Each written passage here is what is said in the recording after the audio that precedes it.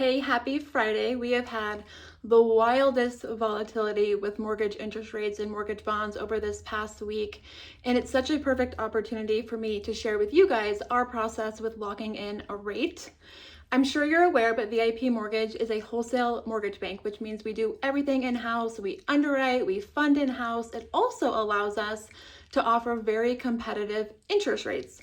What you may not know is we actually invest in a service that takes all of the data out there surrounding tariffs, inflation, the jobs numbers. It tells us how bonds and treasuries are trading, literally tells us minute by minute if an interest rate should be floating or if it should be locked in.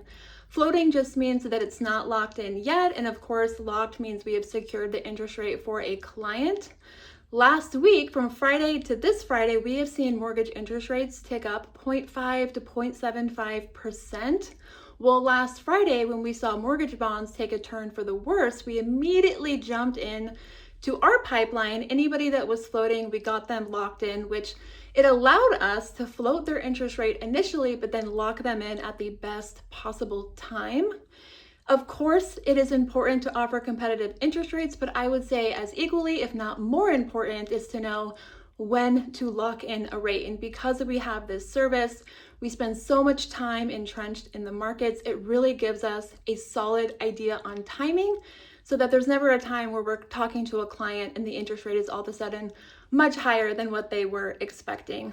This is a conversation that we start at the very beginning with clients during that pre-approval conversation. We start talking about interest rates, the environment, where they're forecasted to go, just really preparing them for what is to come on their home buying journey. So there's never a time they're caught off guard with interest rates or their payment. They have a really solid idea on the environment that we're in.